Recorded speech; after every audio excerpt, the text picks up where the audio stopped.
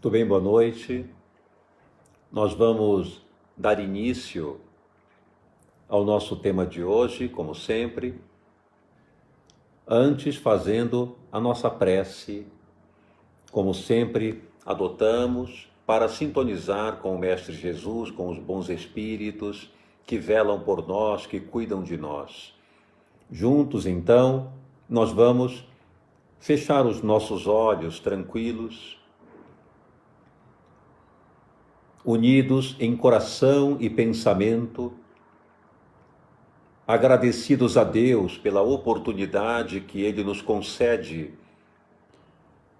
de nos mantermos reunidos em Seu nome, sempre neste horário, aprendendo a respeito de Seus ensinamentos, Seus exemplos maiores, e dessa forma sintonizar com a sua vida e com a sua proposta. Te rogamos, Senhor, bênçãos de mais alto, que nos fortaleçam e nos animem para a jornada, a fim de que todos estejamos na tua rota luminosa, realizando o melhor que pudermos em prol dos nossos semelhantes e de nós mesmos, cuidando bem dos outros e também cuidando bem de nós, com respeito, com amor e com carinho. Fica conosco nesta noite e ajuda-nos a aprender um pouco mais sobre tudo que nos deixaste como legado imorredouro de conhecimento, de sentimento e de comportamento. Paz e luz nos nossos corações, hoje e sempre, que assim seja.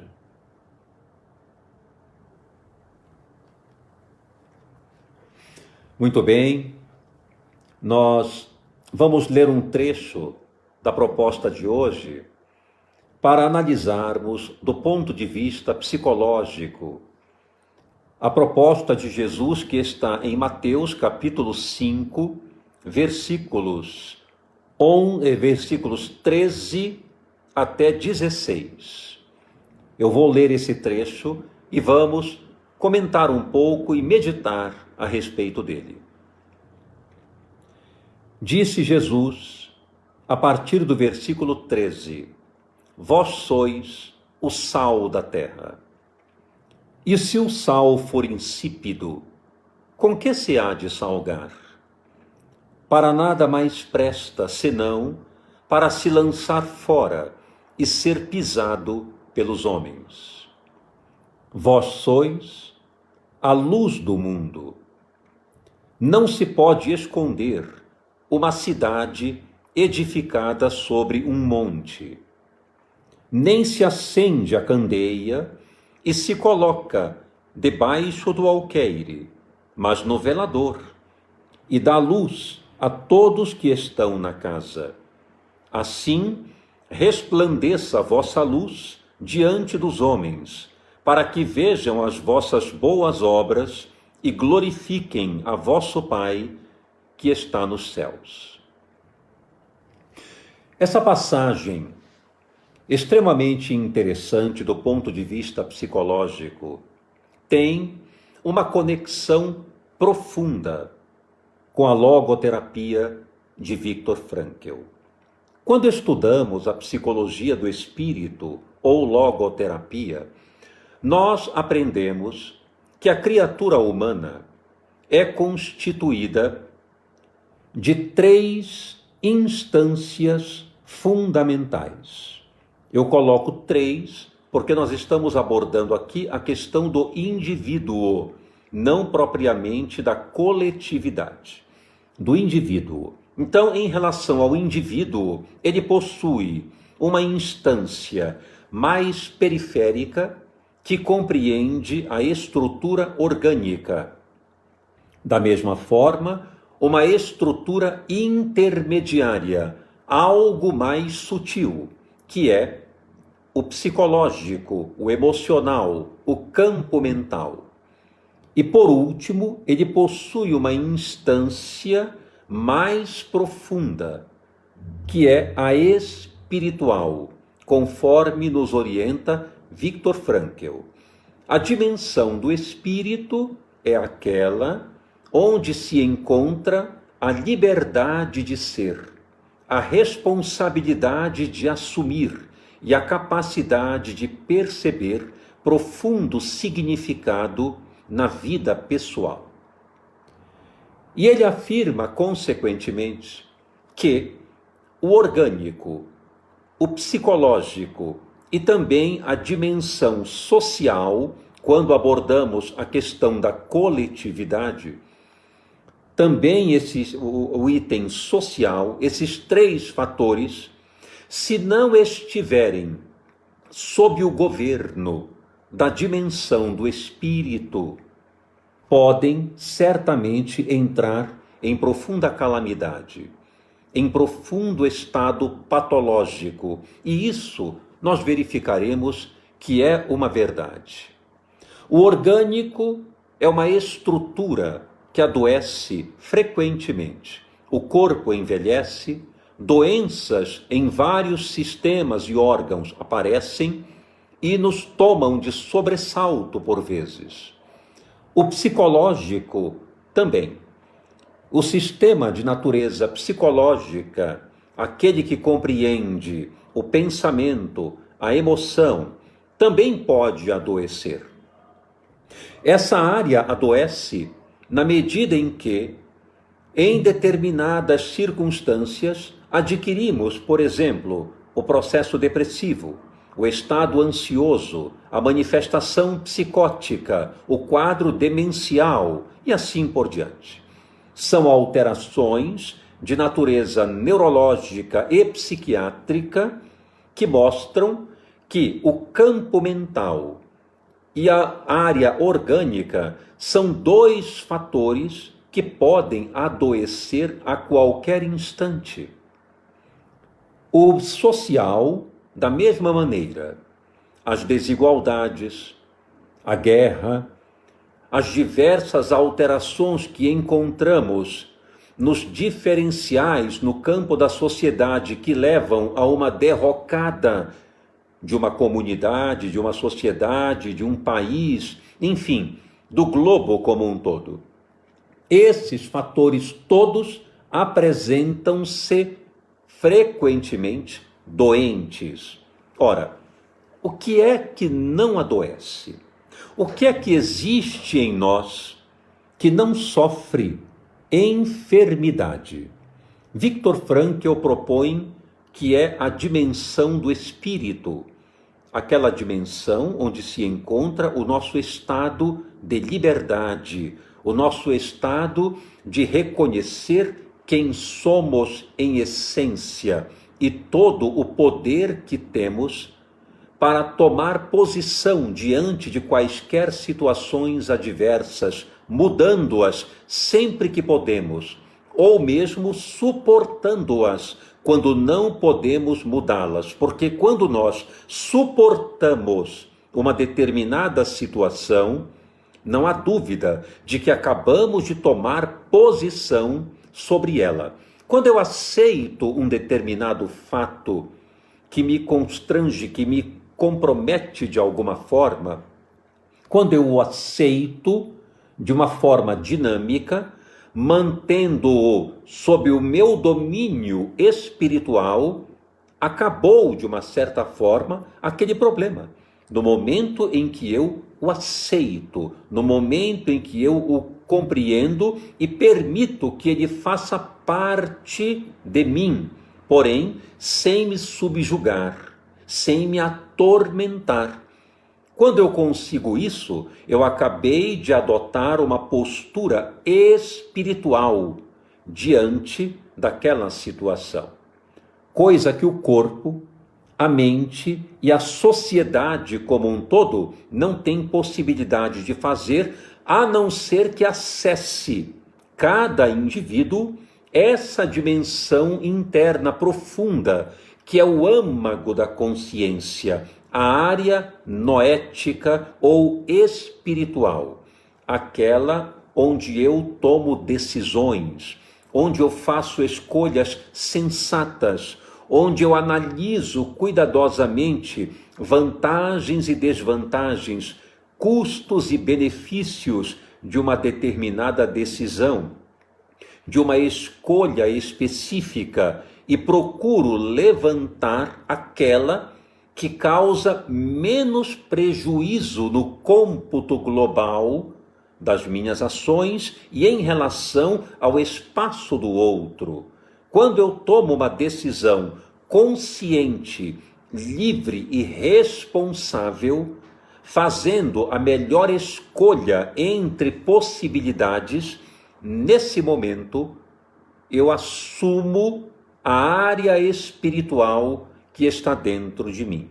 Portanto, quando eu amo, quando eu perdoo, quando eu renuncio, quando eu colaboro, auxilio, quando eu olho para o vir a ser de uma pessoa e não aquilo que ela está sendo naquele momento, quando eu consigo atingir o âmago daquele problema, observando todas as variáveis possíveis e dessa forma, fazendo escolhas sensatas no campo do acolhimento e do perdão do meu semelhante, eu penetro na dimensão do espírito. Da mesma forma, quando eu percebo a vida plena de significado, quando eu percebo a vida rica de valor, quando eu me compreendo como alguém partícipe do ambiente onde eu me situo, capaz de servir, de colaborar, de auxiliar e de engrandecer o território ao qual eu pertenço, graças ao conhecimento que possuo, às emoções nobres que sei produzir. Quando eu encontro essa conexão com o mundo, dessa maneira, eu estou acessando a minha dimensão espiritual e não psicológica ou orgânica ou social. Todos esses fenômenos adjuntos, eles são resultado da saúde espiritual que eu consigo acessar e lançar para o organismo, lançar para o campo mental.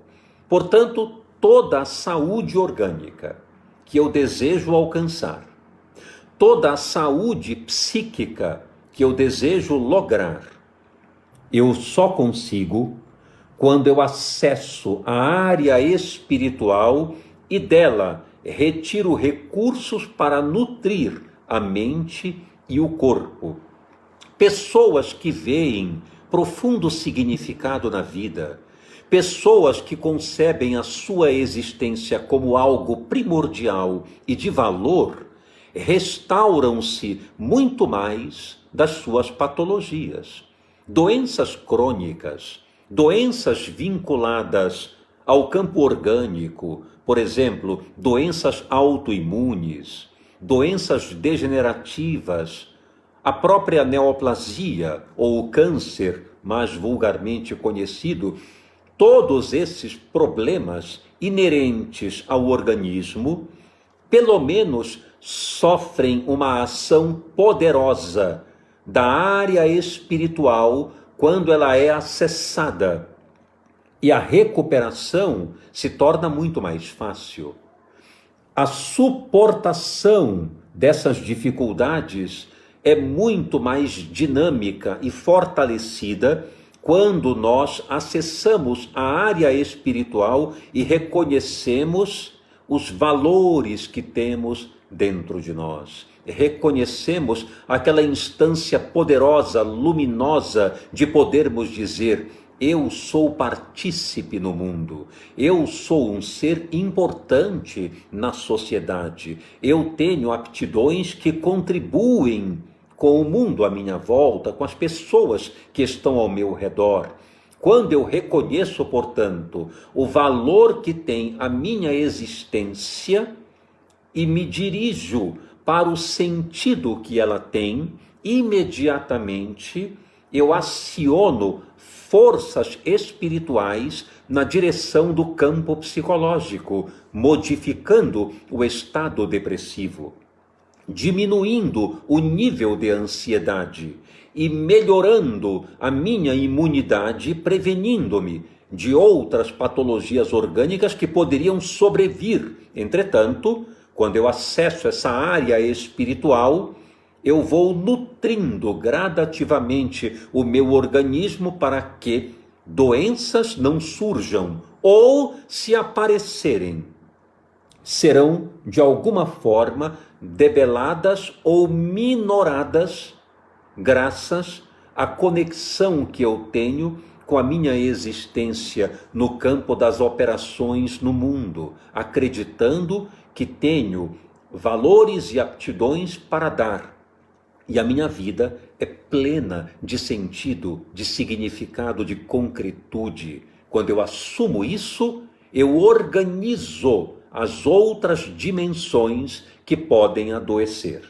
Jesus, agora voltando aqui ao tema, Jesus, sabendo disso, tendo essa clareza de que nós deveríamos, antes de tudo, buscar o reino de Deus que habita em nós, que do ponto de vista de Viktor Frankl representa a área noética ou espiritual, onde estão os recursos profundos de que podemos dispor para alcançar a plenitude de viver.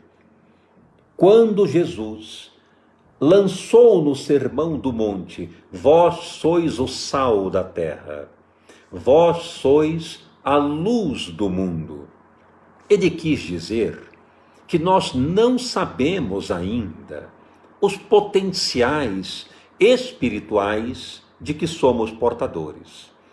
Nós não aprendemos ainda a acessar esta área interna profunda, quase escondida, que é a dimensão do espírito, que fica muito acima das outras dimensões a que nós estamos habituados. Essa área é justamente a área que evoca-nos como o sal da terra, como a luz do mundo. Na tradução psicológica, podemos dizer assim: é o momento em que nós concebemos o valor que a vida tem. É o momento em que nós reconhecemos como é maravilhoso poder viver e atuar no mundo, contribuindo, servindo, colaborando, homenageando a vida com aquilo que temos como aptidão, como saber, como capacidade. Isso é tão maravilhoso de podermos perceber, de saber que estamos no mundo e que a vida representa uma grande missão. A vida representa algo de grande potencial. E nós somos os missionários da nossa vida. Nós somos aqueles que têm a vida como uma operação grandiosa e não como um momento de curtição, um momento de prazer, um momento simplesmente de aproveitar alguns instantes aqui enquanto é possível. Quantas vezes eu já não escutei isso? Vamos aproveitar a vida enquanto é possível fazer isso, porque logo sobrevém um problema, logo sobrevém uma limitação, uma doença, o tempo vai passando, chega o envelhecimento e aí perdemos a oportunidade. Nunca perdemos a oportunidade, porque cada etapa da nossa vida é um momento de realização sublime. O momento da infância é um determinado, o momento da adolescência, outro determinado, para uma específica função e aprendizado. O momento da fase adulta, outro momento significativo.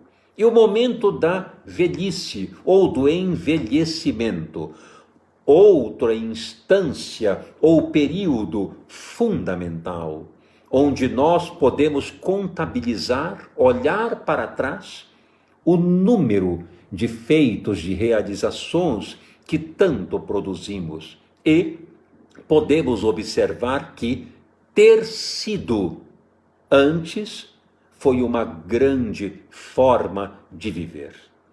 Ter sido, diz Viktor Frankl, é a forma mais segura de viver, porque é aquela onde nós temos computados todos os nossos feitos, todas as nossas realizações. Podemos olhar para trás, lançar um olhar retrospectivo na nossa vida e dizer: eu tenho uma história, eu tenho algo para contar, eu sofri, eu caí, eu levantei, eu vivi, eu produzi, eu construí monumentos no mundo, e as pessoas certamente puderam tirar proveito daquilo que eu lancei.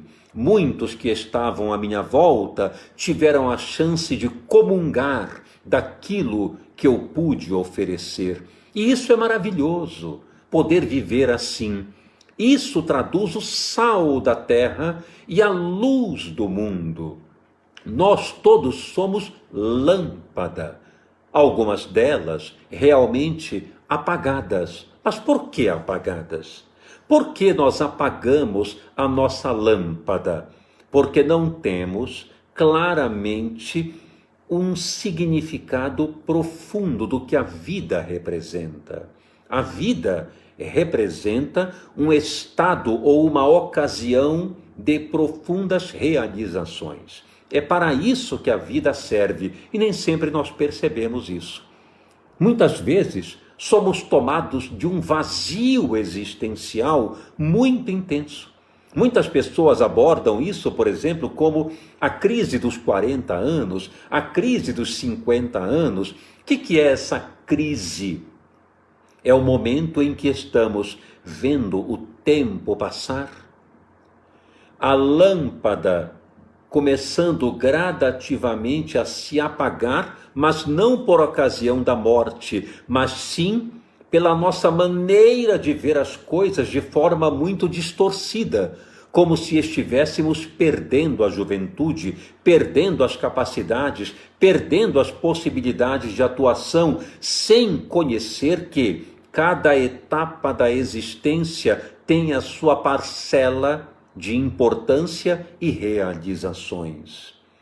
Então é muito importante que entendamos que nós somos lâmpada no mundo, e a depressão, a ansiedade e outros transtornos são como interruptores que diminuem o teor da lâmpada, mas nem por isso deixamos de possuí-la, nem por isso deixamos de ser claridade por excelência. O que está faltando é vencermos o vazio existencial, o tédio de viver, aquela imagem que temos de nós, muitas vezes aterrorizante, de que não somos capazes, de que não temos tanto valor, de que o tempo está se apagando, de que não conseguimos realizar a contento, de que não temos capacidade de fazer transformações no mundo. E é claro que nós temos.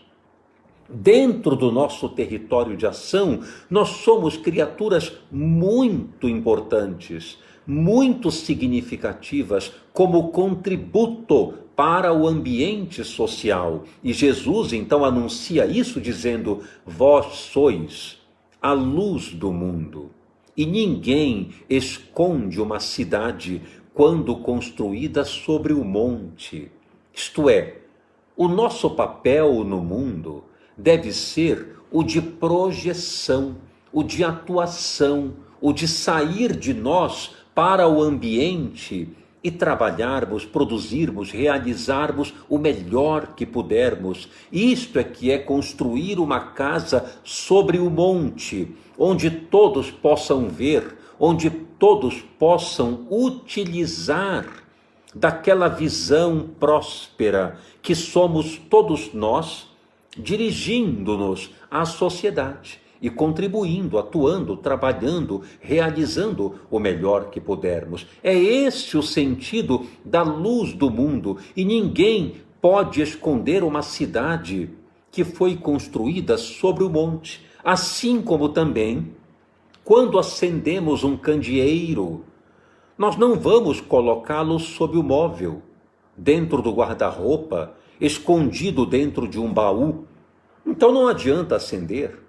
Se quisermos acender um candeeiro, uma lâmpada, uma lanterna, nós vamos colocá-la sobre o velador, isto é, de modo alto, iluminando tudo que está à volta. Assim deve ser a nossa aptidão no mundo, nosso trabalho no mundo. Deve ser assim.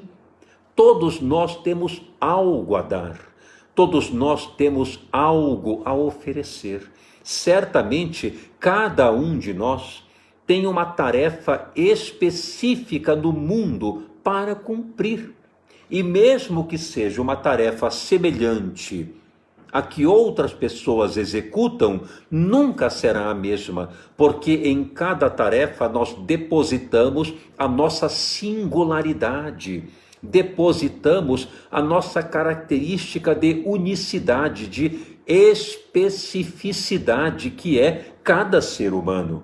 Então nunca será a mesma tarefa. O modo como uma pessoa executa um trabalho nunca será o modo como eu executo, embora seja a mesma tarefa, o mesmo trabalho.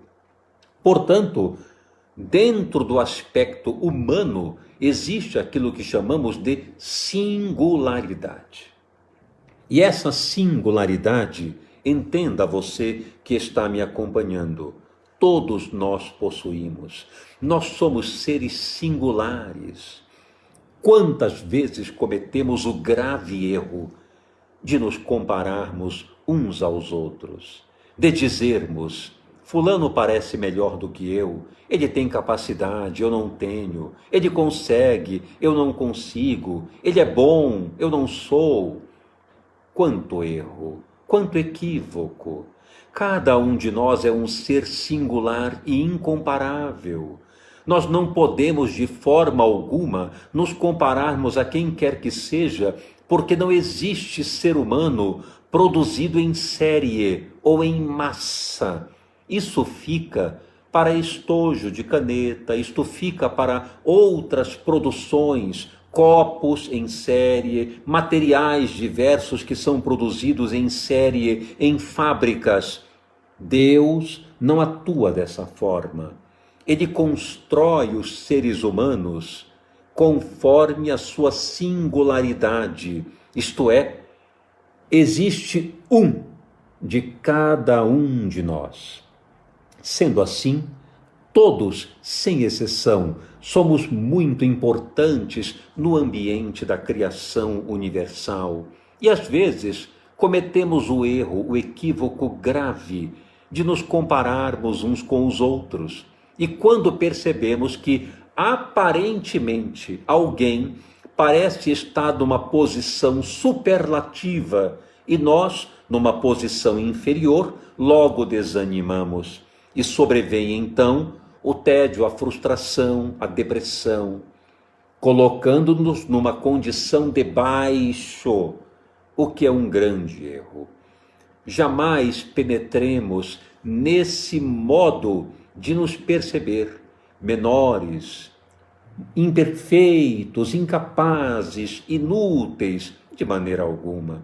Isto é uma ilusão que nós criamos, porque todos nós temos infinitas possibilidades de sentido na vida. E quando algo é nos tirado de repente, e que era muito importante ou realizador para nós, tenhamos a certeza que num dado momento surge outra capacidade, outra possibilidade enorme para atuarmos no mundo e sermos felizes em função das contribuições que podemos oferecer. Isto representa o sal da terra e a luz do mundo. Para que servirá o sal, senão para ser pisados pelos homens, caso ele seja insosso, sem graça? Veja que figura de linguagem Jesus nos apresenta de modo fantástico. Se nós não formos pessoas que tenhamos a realização saliente, isto é, de sair de nós na direção do mundo, realizando obras sadias. Se não formos essas pessoas, para que nós serviremos? Qual será a razão da criação humana, se não for para dispormos da inteligência e do sentimento em prol do desenvolvimento da humanidade? Para quê? Se não formos lâmpada, se não acendermos a nossa luz, se não ofertarmos a nossa claridade na direção do mundo, respondamos sinceramente, qual a nossa serventia? Não temos. Porque se ficarmos neste mundo, como o próprio Jesus já nos orientou em outro momento do Sermão do Monte, se ficarmos aqui comendo, bebendo, vestindo, usufruindo, curtindo, este é o papel do ser humano na Terra? Nem os animais exercem esse papel. Os próprios animais obedecem a um critério divino de atuação muito especial. Vejam, por exemplo, as formigas com as suas obras fenomenais. Vejam, por exemplo, o golfinho com aquele instinto natural de comunhão, de auxílio, de convivência, de colaboração. Vejam, por exemplo, a baleia com o cuidado com o filhote, externando rudimentos de afeto que às vezes nem o ser humano tem. Nem os animais vivem dessa forma, somente para comer, beber, vestir, usufruir. Não, nem os animais vivem assim. Quanto mais o ser humano. O nosso papel no mundo deve ser o de sal na terra, isto é, empregarmos conhecimento e emoção em nome do amor, em nome do bem, em nome da fraternidade. É para isso que nós estamos no mundo, para atuar dessa forma, para perdoar, para compreender, para tolerar, para não julgar, para estender a mão amiga àqueles que necessitam dela, sem fazer críticas contumazes a quem quer que seja. Isto representa a área espiritual a que eu me referi no início.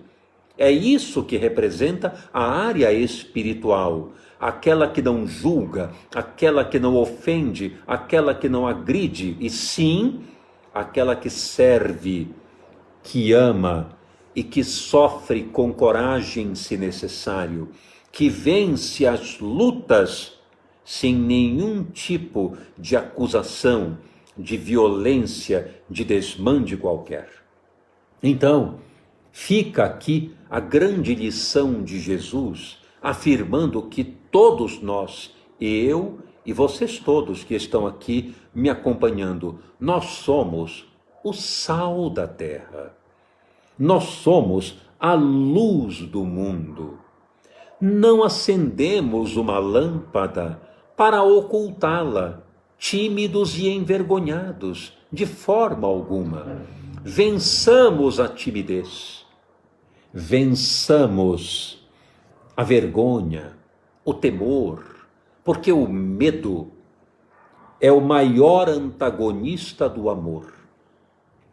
Quando temos medo, quando ele ultrapassa o uso sadio, porque ele tem uma finalidade, o medo é necessário.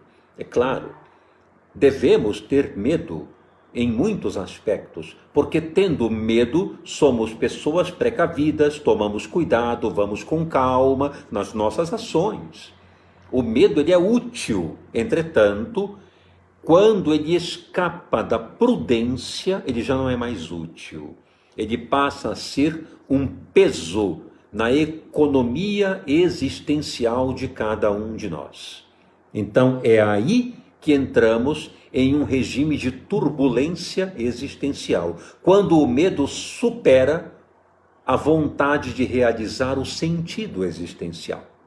Então, quando o medo atua profundamente, ele é o maior antagonista das nossas expressões de amor, de afeto, porque o medo exige defesa. Portanto, ele bloqueia as nossas aspirações, ele bloqueia as nossas melhores intenções. É necessário compreendermos, conforme Jesus nos apresenta, que por sermos o sal da terra, é necessário de nossa parte um pouco de ousadia adequada, responsável. É necessário uma dose muito grande de coragem, de reconhecer que o nosso papel é de atuar servindo, amando, ajudando, apoiando, e dessa forma mais temos vontade de aprender, de conhecer, de saber, a fim de mais contribuirmos. Esse é o círculo sadio, que nós chamamos de círculo existencial sadio. Atuamos no mundo, percebemos o benefício que damos, temos mais vontade de aprender e conhecer, e mais conhecimento nos impulsiona, por sua vez, a dar mais de nós. E assim vamos vivendo um círculo existencial sadio, onde grandes monumentos dados por nós são erigidos em nome do amor, da bondade, do bem e da fraternidade. Era essa a mensagem que eu gostaria de deixar para você, convidando não só a mim, como também a você, a fazermos um grande esforço de sermos o sal da terra, a luz do mundo, aquele que clareia o caminho das pessoas para a felicidade, aquele que ilumina o trajeto dos seus irmãos para o bem, para o incentivo, para o sucesso espiritual. Sejamos aqueles que não ofendem, que não agridem, que não decepcionam, que não criticam. Ao contrário, sejamos aqueles justamente que amam, que perdoam, que impulsionam, que dizem para o seu próximo: eu acredito em você, eu confio em você, eu tenho certeza que você consegue, eu acredito no seu potencial. Esse deve ser o sal da terra e a luz do mundo, porque todos nós merecemos oportunidade. Todos nós caímos, erramos e levantamos. Todos nós temos fases na vida em que vivemos iludidos, atormentados pela ignorância que temos a respeito dos valores existenciais que devemos perseguir. Não compreendemos bem quais são os verdadeiros significados da existência e nos envolvemos frequentemente em inúmeros tormentos, em desalinhos os mais perniciosos, até que chega um instante em que caímos em nós, despertamos para a realidade e passamos então a uma nova modalidade de conduta.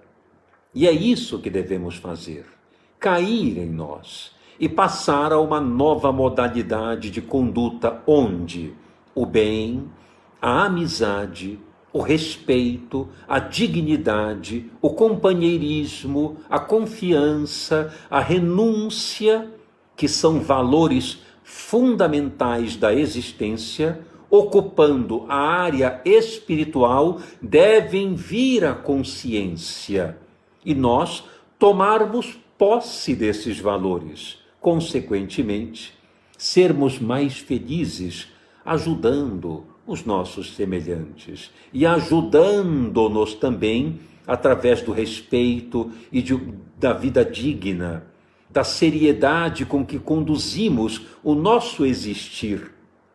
Fazendo isso, nós acendemos a nossa lâmpada e reconhecemos a nós mesmos como criaturas que são o sal da terra, aquelas que verdadeiramente produzem sabor na vida e, ao mesmo tempo, são conservantes do bem que é a própria vida, um grande bem, um grande manancial de bênçãos. E nós, como o sal, somos os conservantes desse bem, para que ele não apodreça na ociosidade. Por isso temos que constantemente trabalhar em prol do amor e do bem, porque somos os conservantes desses valores, como o sal da terra.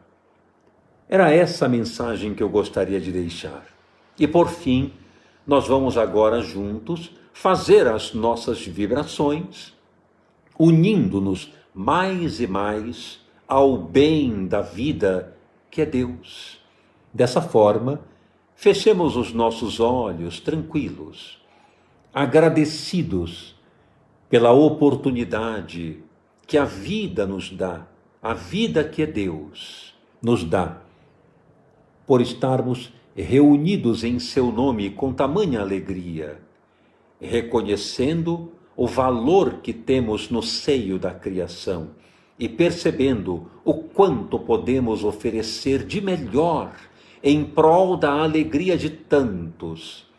Nós vamos dizendo: Senhor, abençoa o planeta, envolve amorosamente todos os povos, nações e territórios.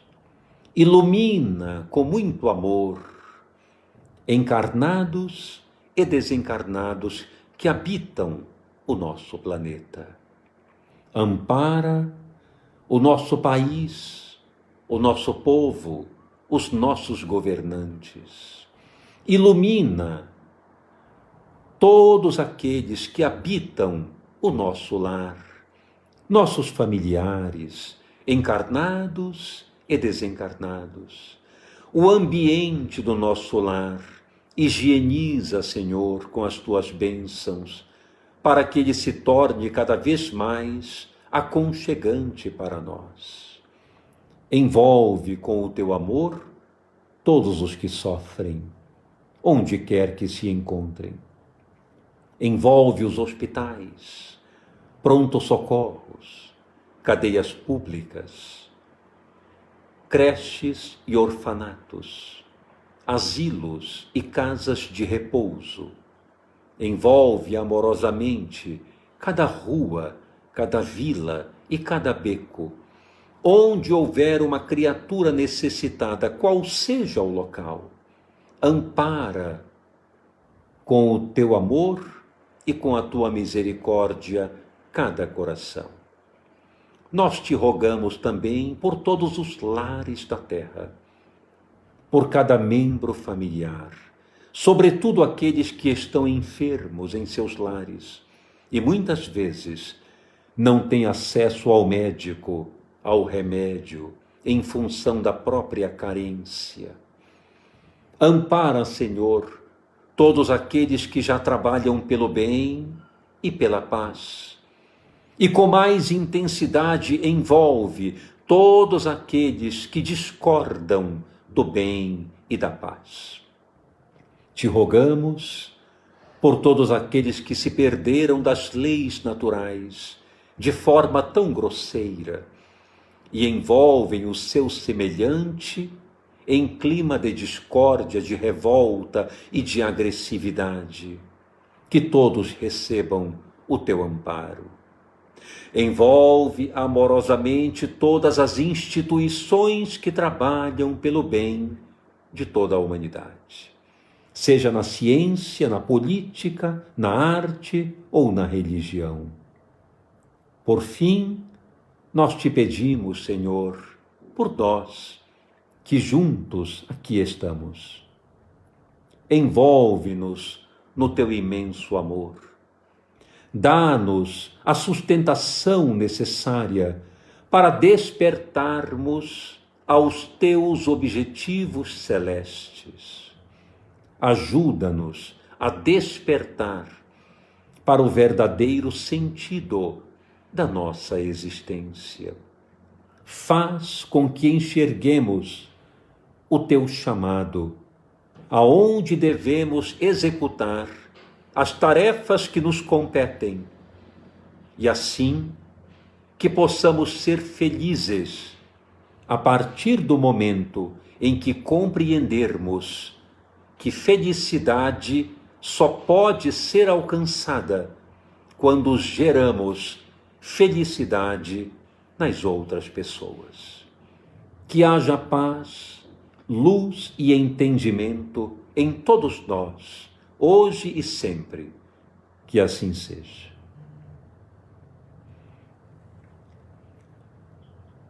Dessa forma, nós agradecemos a presença de todos e nós estamos concluindo, então, na semana que vem, certamente no mesmo horário, estaremos aqui juntos nessa participação tão significativa, tão gratificante para todos nós. Quero desejar a todos uma boa noite, muitas bênçãos em todos os corações, que Deus nos ampare permanentemente e que haja muita paz, luz e entendimento em todos nós, a fim de percebermos o valor incondicional que a nossa vida tem e quanto temos para operar nela. Muita paz a todos, uma boa noite e fiquem com Deus.